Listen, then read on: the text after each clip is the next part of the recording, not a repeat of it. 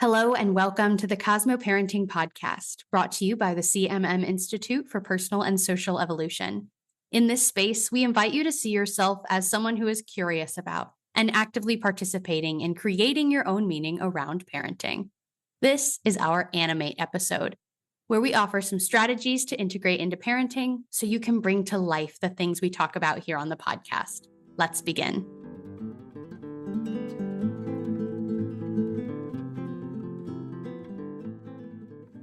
Today, I am joined once again by gifted educator Stephanie Higgs to offer us a best practice from an educator's perspective. Hello, Stephanie.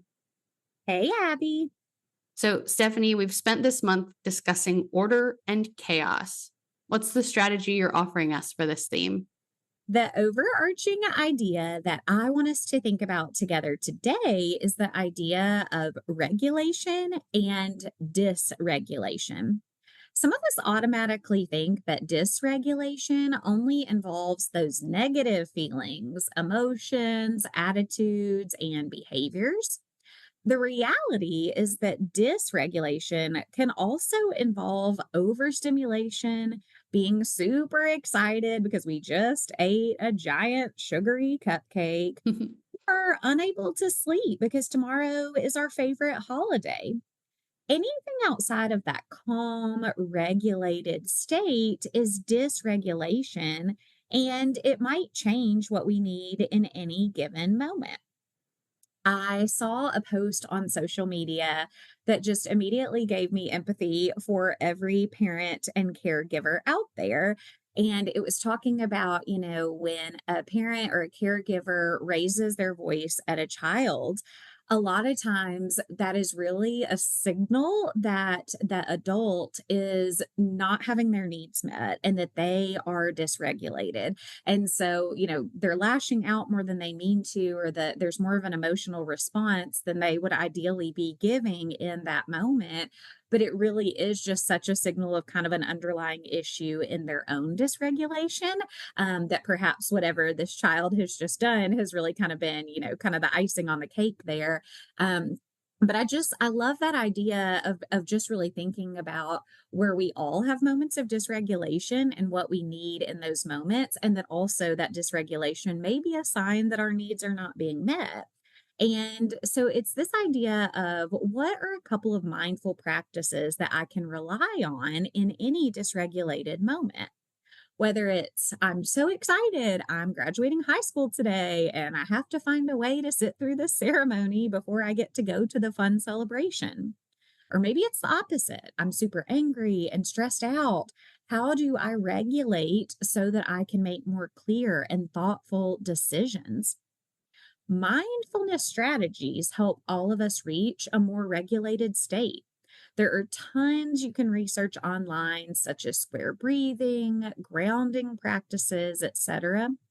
But one I'd love to share with you today is appropriate for kids and adults. And my favorite aspect of this self regulation tool is that it's discreet. You can do this at your office, and your kids can do this in the classroom. It's a counting strategy. When trying to self regulate, you can challenge yourself to count how many of a specified shape you can see nearby, or even a color. For example, how many circles can I see from where I'm standing? How many red objects are in this room? One other object for further exploration is to Google digital calming rooms. We'll include in the show notes a link to my favorite, which features a curation of several. Whether you're watching a tank of jellyfish or looking at an eagle's nest, shifting your mind's focus away from the cause of dysregulation can bring a sense of calm. I love this practice that you're offering us and how you're shifting my thinking even about order and chaos. That yes, there can be order and chaos externally in our lives, in our relationships, in our homes, but oftentimes that's a reflection of chaos happening internally within our own minds and bodies and hearts. And so it's great to have a practice that can help us tend to both of those. This makes me want to share a little about my own experience too. I exist in my head a lot, I feel like, as in I try to intellectualize things. So when I'm feeling dysregulated, my first instinct is to try to reason or logic my way through it or out of it by telling myself why actually everything is okay or I shouldn't be feeling how I feel. But how I would say it is that my body doesn't speak that same language. Logic and reason don't usually reach our physiology. So these practices like deep breathing, holding a cool ice cube in your hand or on your face, that's a favorite one of mine that a friend taught me, or body scans, like we talked about during the conflict theme. All these things that get you out of your head and into your body are incredibly powerful tools. So the way through a moment of chaos is not always to think your way through it or control your way through it, but to feel our way through it and really tend to our physical experiences of a moment. Abbie, you say things beautifully, but one of my favorites was when you mentioned during that previous episode the ability to sort of read and listen to the language of our body. I just thought that was such a beautiful and kind of poetic way to say that.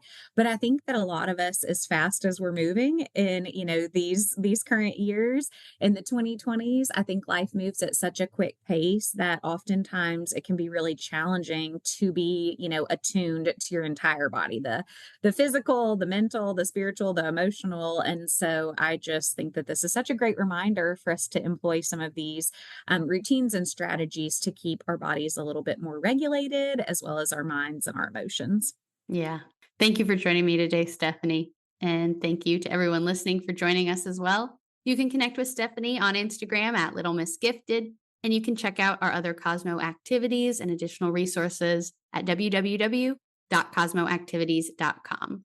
We're so grateful to be on this journey with you, and we'll see you next week for the final episode of the month, where we will talk communication on the theme of order and chaos.